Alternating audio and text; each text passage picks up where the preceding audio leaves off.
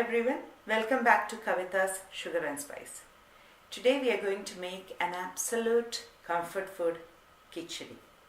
There are wide varieties of Khichdi's, but today we'll be making Moong dal Khichdi, which is very easy, vegetarian and a balanced food I would call, with carbs and protein and everything. So let's start cooking.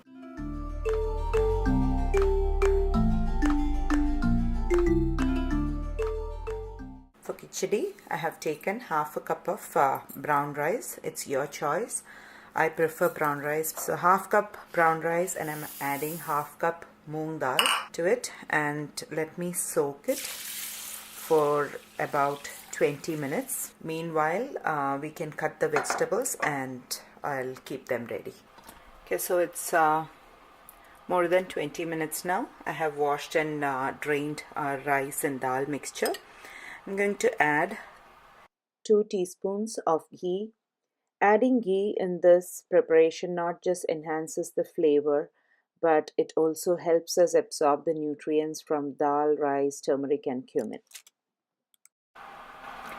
Once our ghee is hot, we can add 1 teaspoon of cumin seeds.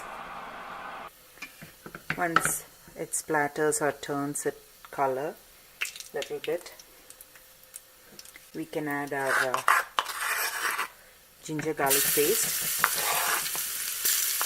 That's 1 teaspoon each of ginger garlic paste, and then we can add our red chili and curry leaves.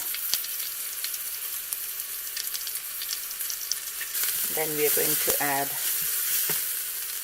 our tomato. It's roughly chopped half cup of tomato and 2 green chilies. So we can saute it for 2-3 minutes, and then you can add asafoetida and giving like 2 squeeze with this. It's like almost quarter teaspoon. Give it a stir.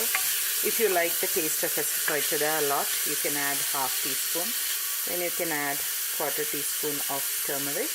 You don't want these tomatoes to become really mushy or anything, because we are going to pressure cook it, so it will get mushy as it cooks.